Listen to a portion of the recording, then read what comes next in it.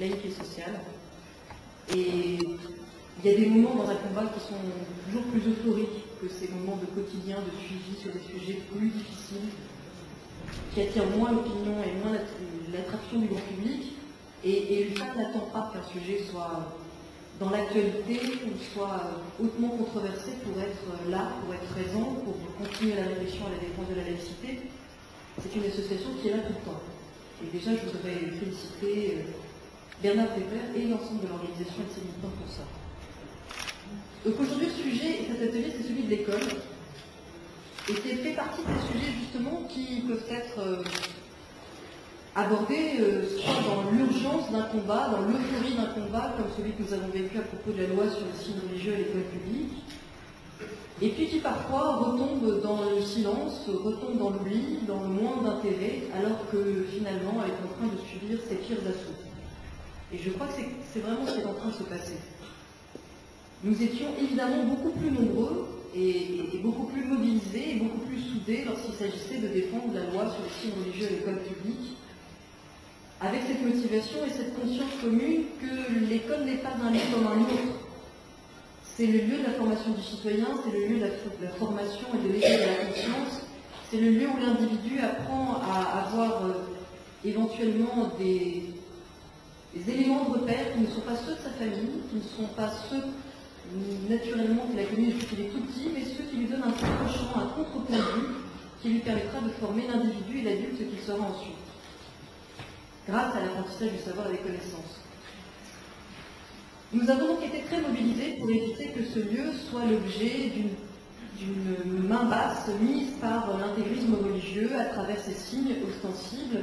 Et je crois que nous pouvons tous se féliciter d'avoir été très présents lors de cette bataille, parce que quelques années plus tard, on s'aperçoit qu'il fallait tenir bon, il fallait mettre ce coup d'arrêt, et qu'il permet à l'école publique d'avoir au moins ce problème-là en moins. Au moins de permettre aux professeurs, aux enseignants de ne pas toute la journée régler des problèmes qui ne relèvent pas directement de leurs compétences, régler des problèmes que le politique n'avait pas voulu régler. Donc nous avons réussi cette étape-là, au moins de sanctuarisation minimum de l'école publique face au prosélytisme religieux et politique intégriste. Mais il reste tout à faire maintenant. Il reste absolument tout à faire et c'est le sens de toutes les interventions que j'ai entendues comme vous jusqu'à présent. De façon peut-être moins visible, de façon peut-être moins ostensible, l'attaque contre l'école publique continue.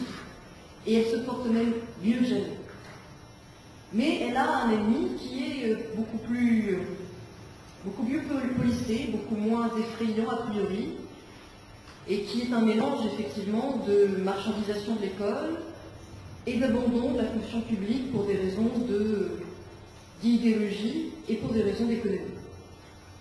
Et là-dessus, c'est difficile de mobiliser, c'est difficile de capter l'attention des gens sur un phénomène aussi flou, aussi insidieux. Et pourtant, on l'a dit, c'est une menace qui ne date pas tout à fait d'hier, qui a continué qui a commencé il y a bien longtemps et qui continue. Mais c'est une menace qui s'accélère. On a rarement vu un gouvernement pouvoir autant attaquer à la serpe dans ce qui est le corps vivant de la République, à savoir ce corps enseignant qu'on a décidé de dégraisser. Alors on nous parle toute la journée de valeurs, de faire revenir l'ordre, de faire rétablir le vivre ensemble. On nous en parle toute la journée, mais derrière on est en train d'attaquer le seul lieu, le vrai lieu où peut se sauver le vivre ensemble, où l'on peut forger une conscience citoyenne. Et bien vous avez vu que ceux qui choisissent d'attaquer à la serpe la fonction publique, et en particulier l'école publique, ne parlent pas beaucoup de citoyenneté.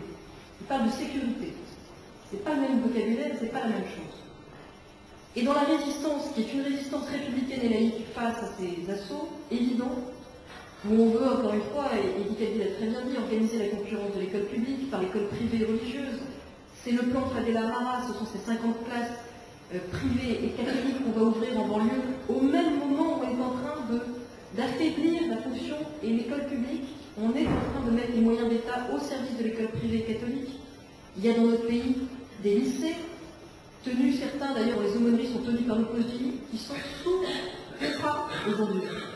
On est en train de mettre de l'argent public dans des lycées sous contrat tenus par l'opposition et pendant ce temps de vouloir dégraisser à tout prix l'école publique.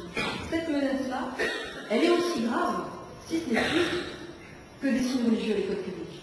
Et pourtant, on est un petit peu moins nombreux. C'est pas grave. C'est pas parce qu'on est moins nombreux qu'on n'a pas forcément raison. Parfois même, il vaut mieux avoir raison d'être un petit peu moins nombreux qu'être trop nombreux et ne plus savoir contre quoi on milite. Et c'est de ça dont j'aimerais vous parler aussi. C'est de cette division, de ces défis qui aujourd'hui peuvent éventuellement faire que dans le point laïque, on n'a pas les mêmes priorités, on n'a pas les mêmes options, on ne voit plus les choses de la même manière. C'est pas grave.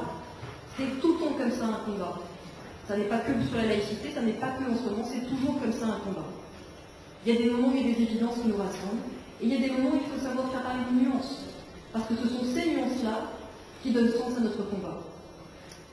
En l'occurrence, aujourd'hui, il y a des laïcs qui ont choisi et qui pensent que la priorité après la loi sur les signes religieux à l'école publique, c'est de se battre maintenant pour interdire le voile dans la rue, dans les hôtels, et partout, y compris dans des lieux d'espace privé ou d'espace plus intime. Et ils ont peut-être un peu tendance à considérer que tous les laïcs qui n'ont pas envie d'aller vers là, qui ne pensent pas que c'est la priorité du moment, sont des faux laïcs, des mauvais laïcs, même des islamo-gauchistes parfois, je vais vous dire.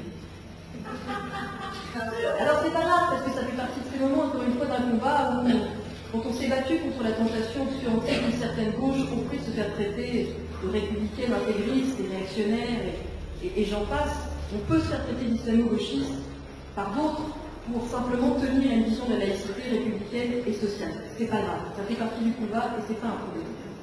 Mais par contre, j'aimerais qu'on tire les enseignements réellement de ces débats pour qu'on comprenne vers où on veut aller. Quelle laïcité on défend et comment on la défend? Est-ce qu'on la défend avec générosité pour lutter contre l'intolérance ou est-ce qu'on accepte de devenir nous-mêmes des intolérants sous prétexte qu'elle est attaquée? Dans cette affaire, il n'y a pas des bons et des mauvais laïcs.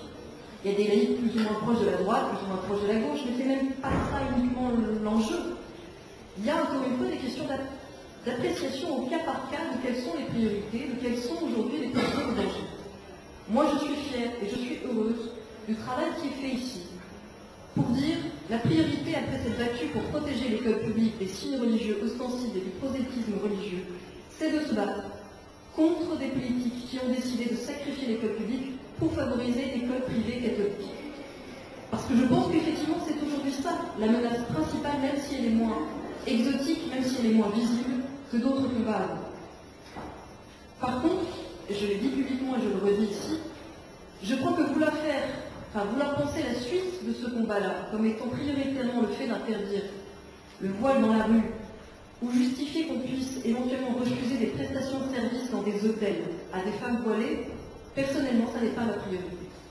Et je veux bien m'expliquer de pourquoi ça n'est pas ma priorité. Serait-ce que soudainement je considérerais que la laïcité ne peut pas être défendue, y compris face au voile, y compris face à l'islamisme? Pas du tout. Elle doit continuer à être défendue, cette laïcité, elle est toujours menacée par les intégrismes, elle est plus que jamais menacée par les intégrismes.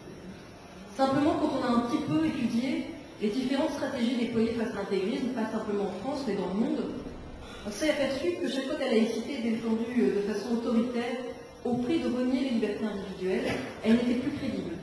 Et cela ne marchait pas. Ça ne marche pas dans de nombreux pays arabes, et ça ne marchera pas ici non plus.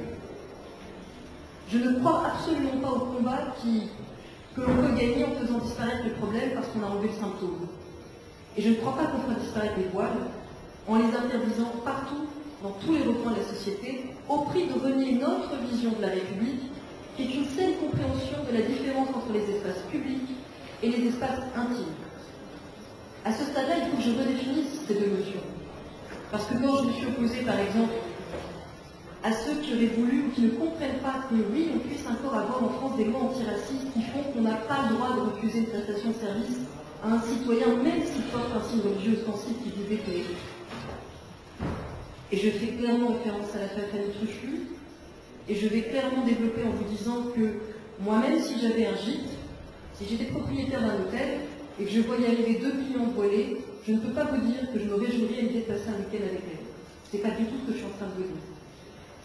Donc je peux comprendre la réaction d'une femme qui se dit c'est un gîte, c'est un lieu convivial, en plus c'est fait autour d'une pièce centrale où on est tous censés échanger, j'ai pas forcément envie d'avoir 2 femmes volées dans mon hôtel. C'est une réaction que je peux comprendre en tant que féministe, c'est une réaction que je n'accepte pas en tant que citoyenne. Parce que j'appartiens à une république où il y a des lois qui précisent que les hôtels, que les lieux commerciaux sont des lieux de liberté individuelle, où il n'y a pas à imposer une norme à ses clients. Et si j'acceptais d'aller vers là, si j'acceptais de faire une exception sur la question du voile, parce que c'est une question qui peut éventuellement, je peux être plus tentée de comprendre comme réaction, eh bien il faudrait que j'aille jusqu'au bout de ma logique. Il faudrait que j'accepte que des patrons d'hôtels refusent des couples homosexuels parce qu'ils n'ont pas envie d'héberger des couples homosexuels dans l'hôtel.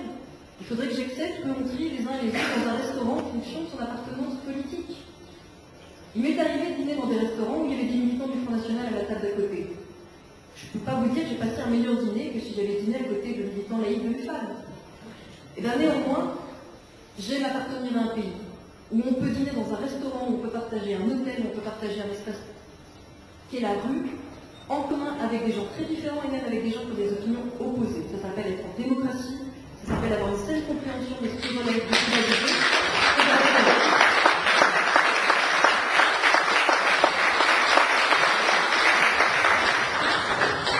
Et une partie de notre combat aujourd'hui, c'est d'arriver à faire comprendre ça, d'arriver à faire comprendre cette nuance qui n'est pas de l'angélisme, qui n'est pas du manque de fermeté face à l'intégrisme. Au contraire, c'est une façon de voir le combat. C'est une façon de dire, je ne vais pas faire tomber les voiles en les interdisant dans la rue. Je protège l'école publique parce que c'est le lieu de croisement et de formation de la citoyenneté et que, comme l'hôpital, c'est un lieu à part. Mais pour le reste, pour les autres lieux, la rue, les hôtels, les restaurants, je vais mener le combat. Et je vais le mener avec mes idées, je vais le mener avec ma force de persuasion. Je ne vais pas le mener par des armes autoritaires qui dénatureraient mon combat. Vous savez, en Tunisie et ailleurs, il y a des progrès qui ont été faits avec la laïcité, et il y a des choses qui ont été perdues au nom de la laïcité. Parce que quand un pays est laïque mais qui n'est pas démocratique, il ne gagne pas le combat face à l'islamisme. Et ce n'est pas en France où nous avons la chance d'être un pays ultra démocratique et ultra laïque que l'on doit faire des erreurs que d'autres ont fait avant nous sans en tirer les leçons. Donc préservons cette protection acharnée des libertés individuelles, y compris pour les femmes voilées dans les bus, dans les restaurants et dans les hôtels, et profitons de cette force qui est la nôtre. C'est que nous ne sommes pas comme les intégristes. Nous ne sommes pas des autoritaires. Nous ne sommes pas des intolérants. Et c'est ça notre force. Et c'est ça que l'on ne doit pas dénaturer pour pouvoir leur tenir tête. Pour pouvoir leur dire, nous, dans nos systèmes, il y a la place pour nous et pour nous. Dans vos systèmes, il y a la place que pour vous. Et c'est ça notre différence. C'est la même chose avec le combat anti-avortement. Je l'ai souvent dit face à des militants anti-avortement qui voudraient interdire l'avortement pour tous. Qu'est-ce qu'on leur répond? Mais dans notre système, aucune femme n'est forcée d'avorter, elle a la liberté de choix, elle a la possibilité d'avorter si elle le veut et de ne pas le faire si elle ne le veut pas. C'est exactement la même conception qu'on va défendre sur le voile et sur ces sujets-là. Et j'ai le sentiment que derrière ces différentes appréciations, il y a bien sûr besoin de clarifications, il y a besoin de débats. C'est pas simple, je ne dis pas que ce sont des positions sur lesquelles on doit venir spontanément, naturellement, automatiquement. C'est bien pour ça qu'on se croise, c'est bien pour ça qu'on se parle, c'est bien pour ça qu'il y a des échanges qui sont suffisamment constructifs pour être entendus. Je crois qu'il y a aussi des affaires de personnalité, il y a des façons de vouloir mener les batailles. Et je dirais un mot avec l'autorisation Marie, j'en ai parlé, je vais m'éloigner un peu du cadre de l'école, je vais vous parler aussi un peu de la prochaine bataille qui se profile autour de Durban 2, la future conférence contre le racisme. Parce que là aussi, on a des divergences sur la façon de mener la bataille, et c'est très simple et c'est très normal. J'aimerais juste expliquer la façon dont moi je vois cette bataille-là venir. De même que je pense qu'il y a une tentation qui est très humaine quand on ne veut pas voir quelque chose, quand on pense que quelque chose devient insupportable, que ce soit le voile ou que ce soit les dérives qu'on a connues au cours de la première conférence contre le racisme à Durban. Il y a une tentation très humaine de se dire qu'il vaut mieux ôter le symptôme et comme ça peut-être que le mal va disparaître. Interdisons le voile et on aura changé ce qui se passe dans la tête des femmes voilées. Interdisons la conférence de Durban 2 et puis on aura évité le problème. C'est tentant et si ça se passait comme ça, il y a déjà tellement de problèmes qu'on aurait résolus depuis longtemps, mais c'est malheureusement, à mon avis, pas comme ça que ça se passe.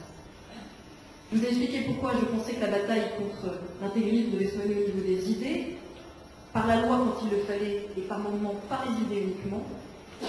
J'ai la même approche sur la question de la conférence de Durban 2. Et là aussi, ce n'est pas une approche angélique, et ce n'est pas une approche béatement optimiste, parce que j'étais à la conférence de Durban 1 en 2001. J'étais en Afrique du Sud.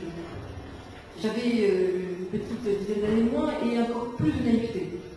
Et je venais de cette conférence comme beaucoup de militants antiracistes pleine d'espoir que, 10 ans après la fin de l'apartheid, converger vers cette ville d'Afrique du Sud des militants antiracistes du monde entier qui auraient pour priorité commune de faire avancer la lutte contre toutes les discriminations, sexistes, homophobes, vraiment pour englober toutes les minorités sous la protection de l'ONU. Et quelques jours avant le 11 septembre, je suis tombée dans une conférence prise en otage par des groupes extrémistes, clairement islamistes, et même pour certains djihadistes, qui s'étaient donné rendez-vous ici, dans cette conférence antiraciste, pour faire une tribune amalgamationnisme et racisme. Dans un but contre le racisme, ça n'avait pas grand intérêt, à part celui d'occulter tous les autres débats qui relevaient directement du racisme, notamment la question des intouchables en Inde. Mais plus que ça, et c'était beaucoup plus grave, pour tenir des propos antisémites, pour faire circuler des tracts regrettant Hitler, pour faire des caricatures clairement antisémites et pas simplement anti-israéliennes, pour faire circuler les protocoles des sages de Sion, des propos racistes dans une conférence contre le racisme. Face à ça, à cause de ça, aujourd'hui, il y a des organisations qui voudraient qu'on n'aille pas à la future conférence contre le racisme, qui voudraient tout simplement boycotter. Moi, j'ai pas de problème philosophique avec le boycott, je pense que c'est une arme qui peut servir au meilleur comme au pire. Le boycott, c'est ce qui a permis au mouvement des droits civiques aux États-Unis de faire avancer l'égalité entre les Noirs et les Blancs. C'est aussi le boycott qui a permis de boycotter des magasins juifs du temps de l'occupation et du temps du nazisme. Donc, c'est le meilleur comme le pire, on peut faire ce qu'on veut. J'ai pas de problème, a priori, avec le fait de boycotter une conférence contre le racisme. Simplement, il faut bien mesurer que pour 10% de problème, on va boycotter 90% de cette conférence qui présente aussi des avancées contre le racisme. Ce que je vous ai raconté au forum des ONG de Durban 1, c'est le forum des ONG. C'est ce qui s'est passé à cause de l'activisme de quelques groupes extrémistes qu'on a d'ailleurs identifiés depuis. Je ne suis pas en train de vous dire qu'ils vont peut-être pas essayer de revenir à Genève, mais il y a eu 2-3 précautions qui ont été prises entre temps. L'Union européenne s'est battue pour que la prochaine conférence ne soit pas en Afrique du Sud, mais soit à Genève, au Conseil des droits de l'homme. Il n'y aura pas de forum des ONG. C'est très différent. Il n'y aura pas de forum laissé libre comme il l'a été au moment de Durban. Il y aura des ONG dans les couloirs d'un conseil où il est très difficile d'entrer sans mesure de sécurité, surveillé par des policiers, où les tracts peuvent à tout moment, s'ils sont réellement haineux, être enlevés. C'est pas du tout le même contexte. Ensuite, il faut parler de la plateforme de Durban 1. Parce que comme beaucoup, moi j'étais restée à ce qui s'était passé au forum des ONG. Ce qui s'est passé au forum des ONG n'est pas la vraie conférence de Durban. Ça n'est que le forum des ONG, la vraie conférence, c'est la négociation qui a eu lieu entre les États. Elle ne s'est pas extrêmement bien passée. Israël et les États-Unis sont partis à cause de la surenchère sur le Moyen-Orient et sur les réparations financières de l'esclavage. À l'époque, moi, et j'étais pas la seule en ce cas, j'avais surtout le sentiment que les États-Unis sautaient sur l'occasion, l'Amérique de George Bush, pour partir et ne pas affronter la question des réparations de l'esclavage. Depuis, j'ai approfondi ma réflexion. Je pense que réellement la surenchère au forum des ONG méritait que des pays claquent la porte de cette conférence. Mais la plateforme qui a été adaptée grâce à l'Union européenne, grâce notamment à la Belgique qui est restée dans cette bataille et qui s'est battue, je l'ai relue. Et je lis des choses dans la presse qui sont fausses concernant cette plateforme. Et là, je trouve que c'est pas très honnête d'utiliser le mensonge pour gagner une bataille. Parce qu'on fait dire tout et n'importe quoi à cette plateforme.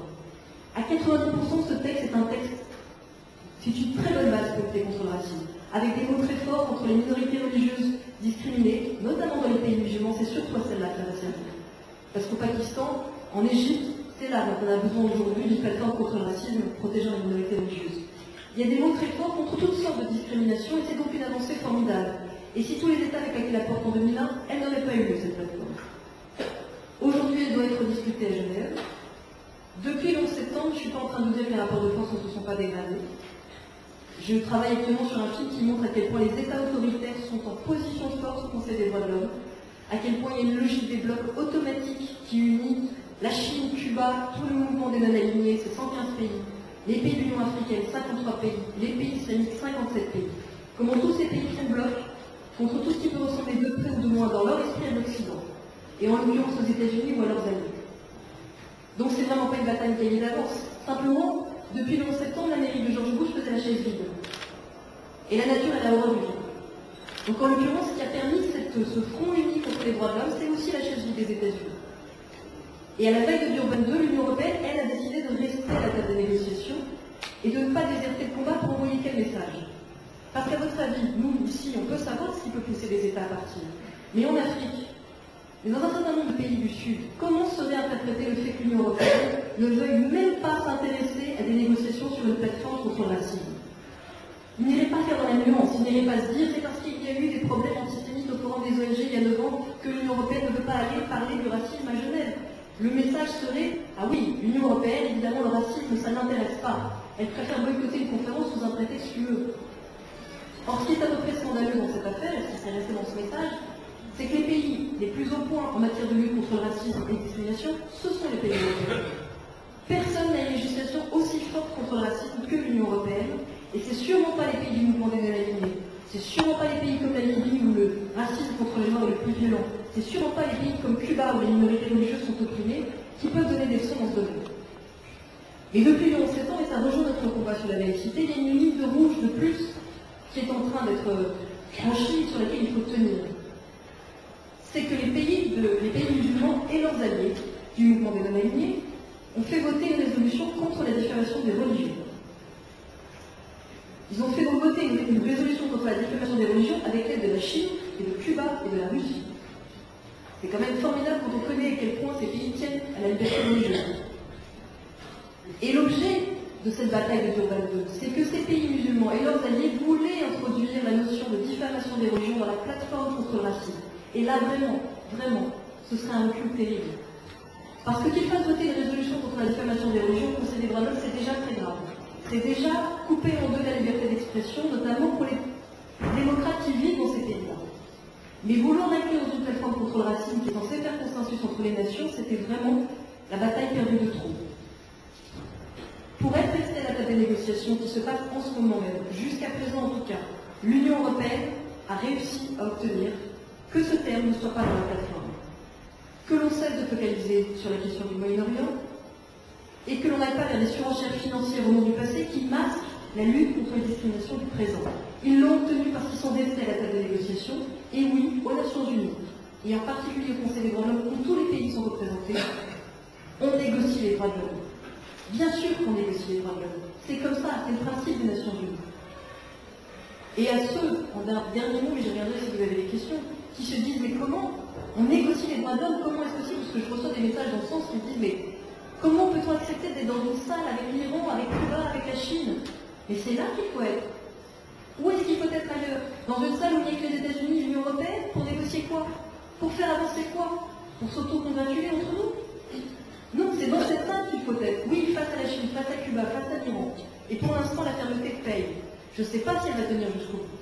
Ce que je sais, c'est que si ces pays-là recommençaient à faire de la surenchère lors de la conférence contre le racisme qui aura lieu fin avril, à ce moment-là, l'Union européenne pourra partir la tête haute en disant pourquoi et en expliquant pourquoi devant toutes les caméras qui seront présentes à ce moment-là, elle tient à une lutte contre le racisme qui ne soit pas prise en otage par des pays qui veulent en faire de la lutte contre la discrimination des religions ou par d'autres qui veulent parler que du Moyen-Orient parce qu'ils ne veulent pas parler de leur discrimination. Mais le temps de cette bataille-là n'est pas encore venu. La conférence est du 20 au 24 avril et nous verrons bien. En attendant, je vous invite en tant que laïcs à surveiller ce qui se passe dans cette enceinte parce que si arbitre des visions de la laïcité et de la liberté d'expression totalement différentes et que c'est la prolongation du combat qu'on a tous essayé de mener en France sur l'affaire des caricatures ou sur aussi la laïcité avec la question des signes religieux à l'école publique. J'ai interrogé une ambassadrice pakistanais qui fait partie de celles qui mènent la bataille contre la diffamation des religions et je lui ai demandé, je lui ai dit, mais pourquoi vous tenez tant à ce concept? Surtout que vous savez, au Pakistan aujourd'hui, l'actuel gouvernement est censé pas être tout à fait lié aux islamistes. Elle m'a dit, c'est pas du tout pour interdire la critique des religions, c'est juste pour interdire l'insulte envers les religieux. Alors, je lui ai demandé des exemples, je lui ai dit, mais quels exemples? Alors elle m'a dit, bien sûr, l'affaire des caricatures de Mahomet, ça c'est l'insulte forcément envers les religieux, et puis la loi en France, vous savez, sur le voile, ça c'est l'insulte envers la religion, donc ça c'est pas possible, ça c'est la diffamation des religions. Parce que, il a dit, ça crée la violence, ça stigmatise les individus, ça crée des tensions, vous voyez bien. Et quand je lui ai dit, mais, ah oui, tout à fait, mais alors, le concours sur la Shoah qu'a lancé l'Iran, le dessin par exemple, ça crée pas de violence, ça crée pas de stigmatisation, personne n'est blessé dans cette histoire. Là, elle m'a dit non, je ne peux pas vous répondre, c'est beaucoup trop polémique, j'ai peur de faire mon travail. Elle est repartie. Elle est repartie en session, et pendant ce temps, l'Iran en session était en train de défendre le fait que l'article qui interdit de nier l'Holocauste, la Shoah, dans la plateforme de Durban, limitait la liberté d'expression. Donc le combat, il est d'actualité, mais aucun combat que l'on n'aime pas n'est gagné d'avance. Merci.